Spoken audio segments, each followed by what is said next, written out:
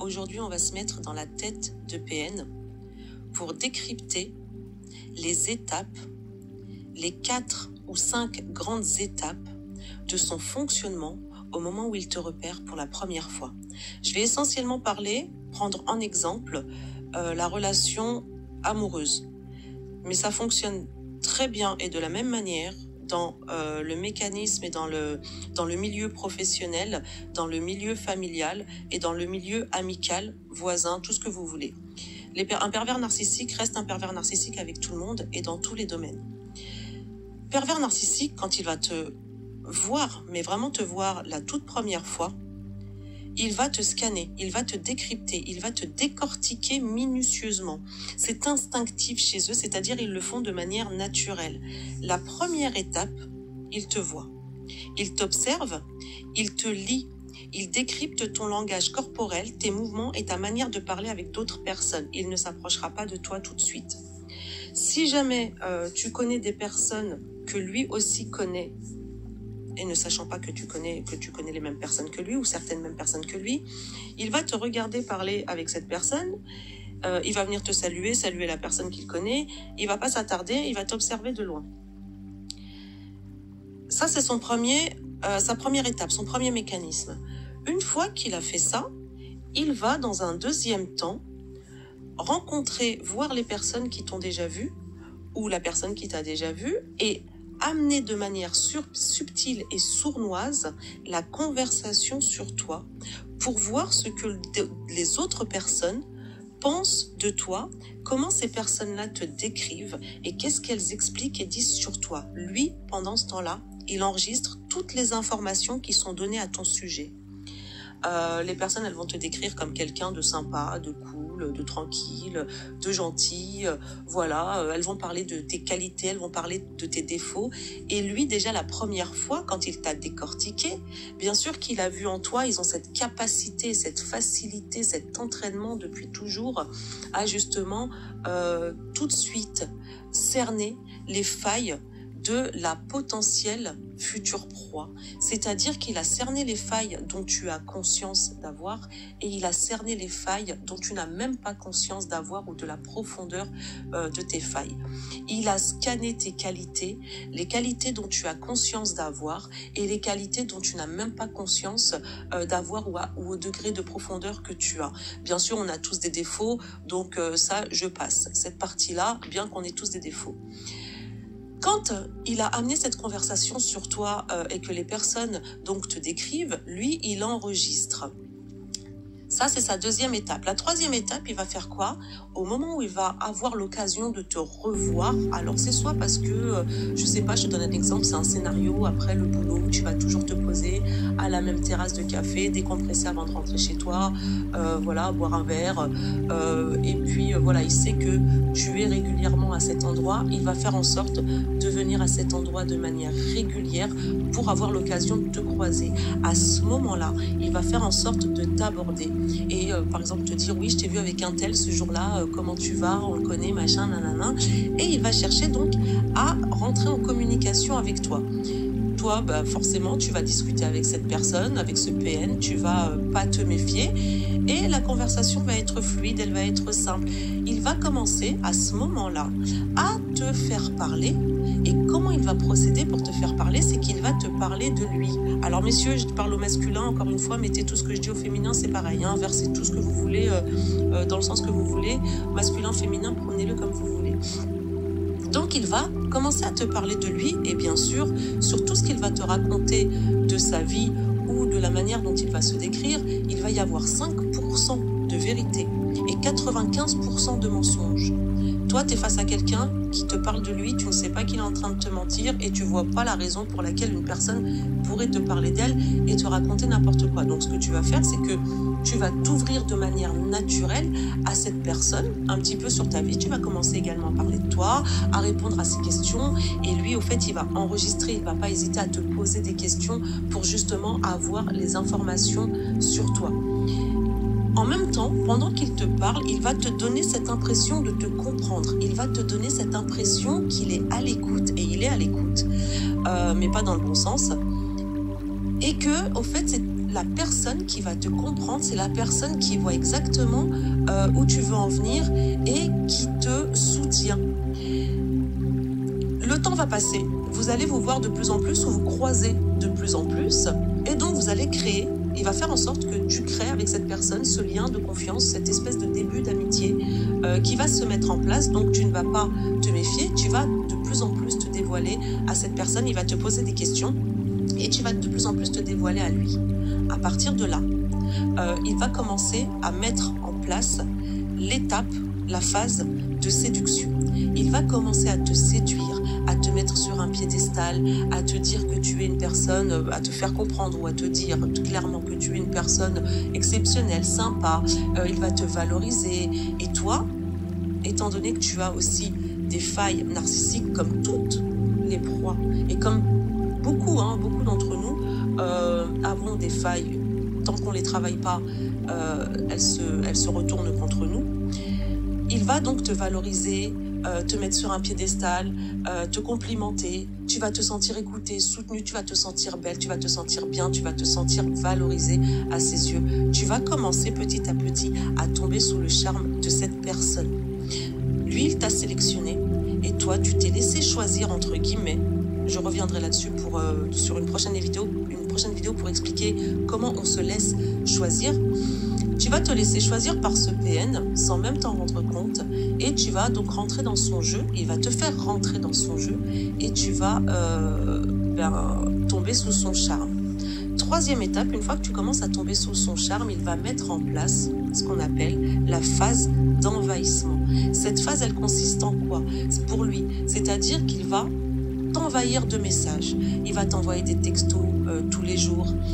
Il va te poser des questions, comment tu vas, prendre de tes nouvelles tous les jours, mais pas pour savoir comment tu vas. C'est surtout pour savoir ce que tu fais, avec qui tu as parlé, où tu étais, comment s'est passée ta journée et voir comment tu décris au fait ton état d'esprit du moment, comment tu te sens. Et lui, il va se servir de ça. Qu'est-ce qui te touche? Qu'est-ce qui te fait réagir en fonction de ce que tu as vécu dans ta journée? Qu'est-ce qui déclenche telle ou telle émotion en toi pour s'en servir plus tard. Il va également donc chercher à te voir énormément. Vous allez passer beaucoup de temps ensemble au début pendant cette phase de love bombing qui rentre dans cette phase de séduction mais qui va s'intensifier sur un terme, une durée bien définie.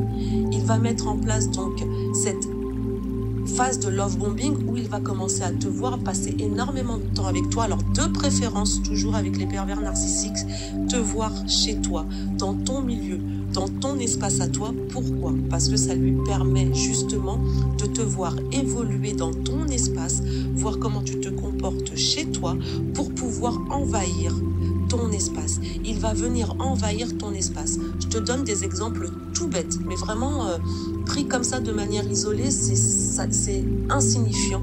Mais avec le temps, les pervers narcissiques, au fait, il faut regrouper tous ces exemples pour voir au fait la consistance et l'importance de cet envahissement. Donc le premier exemple bête, je sais pas moi, tu as l'habitude de t'asseoir sur une chaise chez toi, chaise que t'aimes bien cette place. Cette place va devenir la sienne. Il va s'attribuer cette place.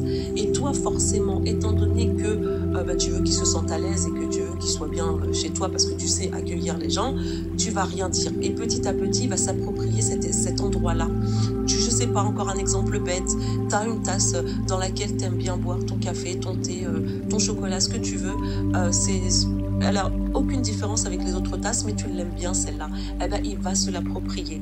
Et forcément, encore une fois, toi, tu veux qu'il se sente bien, donc tu le laisses s'approprier cette tasse, la prendre, c'est pas grave. Et c'est comme ça qu'il va venir t'envahir. Par moments, tu auras même l'impression qu'en étant chez toi, tu as l'impression d'être chez lui. Programme télé, tu oublies. Si tu avais une émission que tu aimes bien voir, c'est mort. Il va choisir le programme. Et encore une fois, tu as envie qu'il se sente bien. Et toi, ce que tu apprécies, c'est de passer du temps avec lui. Donc, tu vas le laisser décider. Et c'est comme ça que petit à petit, cette phase d'envahissement se met en place. Il envahit ton espace. Et tu te retrouves, toi, dans ton propre environnement, dans ta propre bulle, de plus en plus à l'étroit sans même t'en rendre compte parce qu'au fait tu es nourri par sa présence et par le soi-disant intérêt qu'il te porte et l'importance, soi-disant importance, qu'il t'accorde. Au début, c'est comme ça. Donc, une fois que cette phase de love bombing est mise en place, rentre en jeu pendant cette phase de love bombing, cette phase d'envahissement, et très vite, très rapidement, en général, ça dure pas plus de quelques mois, ça dure pas une année, sauf chez certains types de PN, notamment les introvertis, mais ça aussi, je pourrais l'expliquer dans un prochain podcast. Très rapidement, il va commencer petit à petit à t'isoler. C'est-à-dire, donc, il envahit ton espace, il est constamment chez toi. Toi, t'apprécies qu'il soit chez toi, forcément. Tu dis, tiens, moi, il veut passer du temps avec moi. Chose normale, j'ai envie de te dire, dans une relation. Donc, tu ne vois pas le mal, au contraire. Il va commencer à te culpabiliser très sournoisement, très subtilement, petit à petit. Tu as passé 1 semaine, 2 semaines avec cette personne à la voir tous les jours chez toi dans ton espace, à passer un peu de temps ensemble. Un jour, tu as envie d'aller voir tes copines, tes copains, tu as envie d'aller voir ta famille. Ben là, il va te faire culpabiliser en te disant que tu le laisses de côté, que tu le délaisses. Donc, ce que tu vas faire de manière inconsciente, il t'amène à commencer à t'isoler toi-même. Tu vas petit à petit commencer à t'isoler de ton environnement, de ta vie sociale, de ta vie familiale, de manière, encore une fois, très sournoise, sans même t'en rendre compte, c'est subtil. Tu vas faire quoi donc pour t'isoler sans t'en rendre compte? Tu vas soit annuler tes rendez-vous pour passer du temps avec lui, soit tu vas écourter tes rendez-vous pour passer plus de temps avec lui, et petit à petit, tu vas commencer à mettre de la distance avec les personnes de ton entourage que tu as l'habitude de voir et avec qui tu passes du temps. Ces gens-là, bon, forcément, bon, elles vont se dire que tu es en couple et elles vont respecter ça au début et ne pas chercher, elles, à insister, mais tu es en train de t'isoler. Et petit à petit, ces personnes-là ne te contactent même plus pour les voir parce qu'elles se disent de toute façon, c'est pas la peine, elle est en plein roman et donc je ne vais pas la contacter, je la laisse avec l'homme ou la femme avec qui elle est. Une fois qu'il commence petit à petit à t'isoler, bien sûr, il est en train de te semer aussi la graine de la culpabilisation, donc c'est-à-dire que tu culpabilises d'aller voir tes amis parce que il te fait comprendre que tu le délaisses. À partir de là, il va commencer à rentrer dans la phase de dénigrement. Il va commencer à te dénigrer. Je ne l'ai pas précisé au début, comment il va te dénigrer. C'est-à-dire qu'au début de la relation, quand justement il te mettait sur un piédestal et qu'il te valorisait, il te faisait croire, il décrivait ses relations passées, il te faisait croire que ses ex ou son ex est complètement folle, que c'est lui la victime, qu'elle lui a fait subir toutes les pires atrocités psychologiques, voire physiques, à l'époque où ils étaient ensemble. Il va complètement inverser la tendance, se victimiser, faire passer l'ex-proie pour le bourreau. Déjà, en faisant ça, il te met en compétition. C'est ce qu'on appelle la triangulation. J'ai fait une vidéo là-dessus. Dès le début de la relation, il te met en triangulation parce que ça va déclencher quoi chez toi dans ton état d'esprit? Tu vas le plaindre forcément et tu vas, sans même t'en rendre compte, te mettre en concurrence et en compétition avec cet ex qui l'a fait souffrir, soi-disant, en te disant « moi, je ne le ferai pas souffrir ». Donc, tu vas modifier ta manière d'être pour être la meilleure avec lui. Tu vas compatir aux soi-disant souffrances qu'il a subies et tu vas commencer à te dépersonnaliser de manière vraiment, mais petit à petit, sans même t'en rendre compte. Et donc, quand il va rentrer dans cette phase de dénigrement, ça va être pareil, ça va être toujours avec des degrés. La première fois, il va te dire que, par exemple, tu t'es mal comporté, t'as pas dit une phrase comme il fallait, t'as pas eu un comportement comme il fallait, t'as pas dit un mot comme il fallait. Du coup, ça va être la première insulte, la première dispute qui va déclencher, alors qu'il n'y a aucune raison, tu ne sais même pas comment cette dispute s'est déclenchée. Il va commencer à t'insulter. La première insulte, elle est très légère, hein. Ça va être, par exemple, ferme-ta. Et donc, tu vas lui dire, ne me parle pas comme ça. Et puis, bon, bah, tu vas laisser passer parce qu'il va faire semblant de s'excuser. Ok, d'accord, j'ai déconné, mais j'aurais pas dû te parler comme ça. Mais parce que tu as fait ça, tu as dit ça, ou tu t'es comporté comme ça. Tu vas laisser passer. Donc, tu vas t'habituer au ferme-ta, la première insulte. Tu vas t'y habituer. Il va te faire en sorte que tu t'y habitues. Et à un moment donné, quand il te dira ça, tu te diras de toute façon, tu as toujours ce mot-là à la bouche, ça vaut plus rien. Mais toi, tu es en train de devenir, sans même t'en rendre compte, résistant et résistante à cette violence verbale, à cette violence psychologique. Et je parle même pas de la violence physique. Ça peut être pareil, un coup dans un mur, c'est de la violence physique. C'est pas sur toi, c'est sur un mur. Il a claqué la porte d'un placard, il a claqué une porte, il a cassé une assiette. C'est de la violence physique. C'est un test pour voir comment tu réagis pour que les prochaines fois, ça arrive directement sur toi de manière physique. Donc, quand il y a cette phase de dénigrement qui se met en place, pareil, les insultes vont aller à crescendo. Avec cette phase de dénigrement et les insultes, bien sûr, il va y avoir les punitions qu'il t'inflige. Comment il va t'infliger ces punitions-là? Ces punitions-là, il va te les infliger par son silence radio. Le premier silence radio, tu comprends pas ce qui se passe. Il a pour but, ce silence radio, dans l'utilité du PN, d'accroître ce qu'on appelle la dépendance affective. Il faut mettre un terme dessus. Moi, je parlerais plutôt d'une énergie. On ne les appelle pas les vampires énergétiques pour rien. Mais voilà, je vais employer le mot dépendance affective. Donc, il va chercher à accroître à travers cette punition qui est le silence radio, cette dépendance affective chez toi. Qu'est-ce qui va se passer? Qu'est-ce que ça va enclencher chez toi?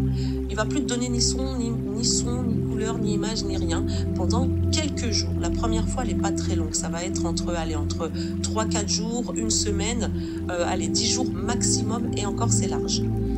Qu'est-ce que ça va déclencher chez toi, cette période de silence radio qu'il a mis en place? Alors, sache une chose, c'est que pendant cette phase de silence radio, il est absolument pas en train de se morfondre, il est absolument pas en train de réfléchir, il est juste en train d'être en contact avec une proie, une ex-proie, d'accord, qu'il a encore sous emprise, ou une future potentielle proie, une proie passagère, une proie temporaire, et de toute façon, il manipule tout le monde, ces gens-là, et donc ils sont toujours avec des proies autour d'eux.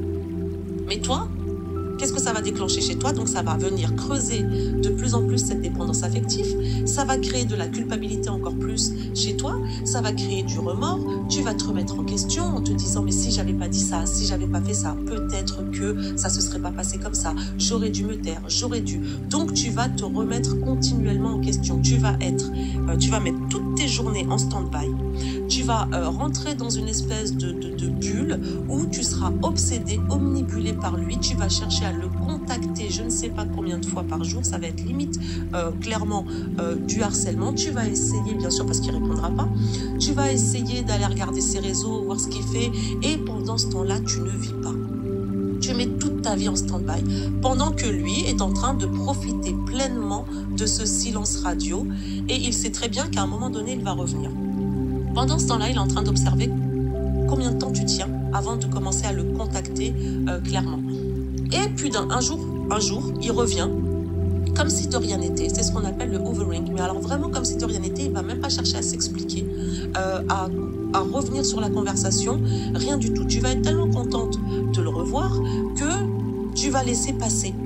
Là, il va commencer à mettre en place ce qu'on appelle les miettes qu'il te donne. C'est un peu comme quelqu'un qui est toxico, qui n'a pas sa dose pendant un temps, et d'un coup quelqu'un arrive et lui donne sa dose, hop, il va prendre sa dose et puis là il va planer, et voilà, donc il va oublier tout le mal qu'il y avait autour, tout ce que ça a engendré chez lui, et parce qu'il va se sentir bien. C'est exactement le même procédé.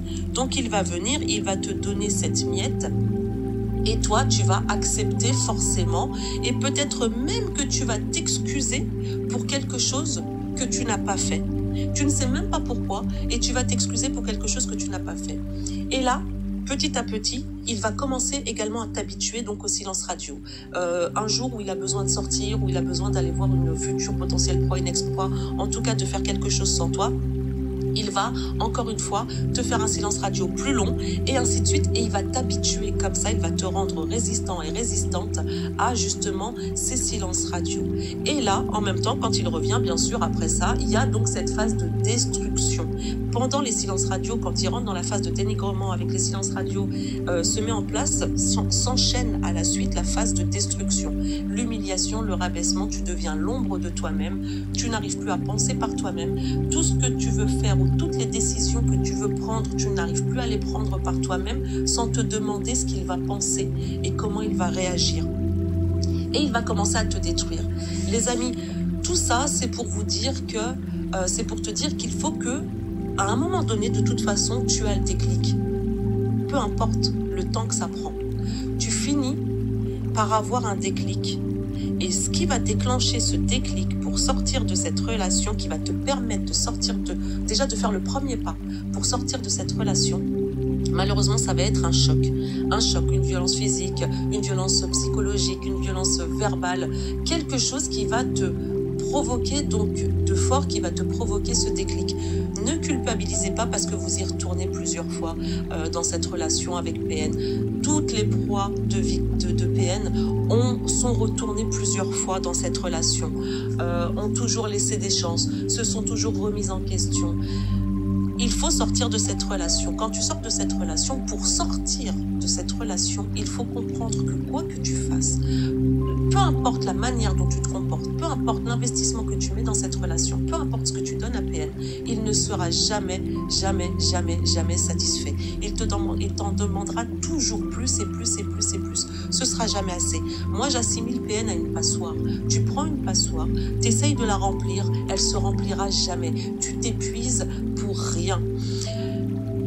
Dans une prochaine vidéo, je parlerai parce qu'on parle beaucoup de pendant la relation avec PN, et il est important aussi de parler du après PN, parce qu'il y a un après PN et c'est tout aussi compliqué. Vous êtes clairement dans le après PN en cure de désintox, et pour pouvoir justement modifier sa perception de cette relation, comprendre pourquoi vous ressentez le manque, qu'est-ce qui déclenche ça chez vous et pourquoi vous en êtes là. Mais une fois que vous comprenez ce qui déclenche tout ça et que ce n'est pas PN qui vous manque, mais c'est tout l'investissement que vous avez mis dans cette relation, j'approfondirai plus.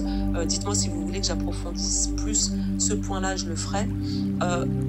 Vous commencerez à réellement sortir de cette relation, à prendre de la distance et à prendre la décision de travailler sur vous, de vous faire accompagner pour travailler sur vous, pour être la plus belle version de vous-même.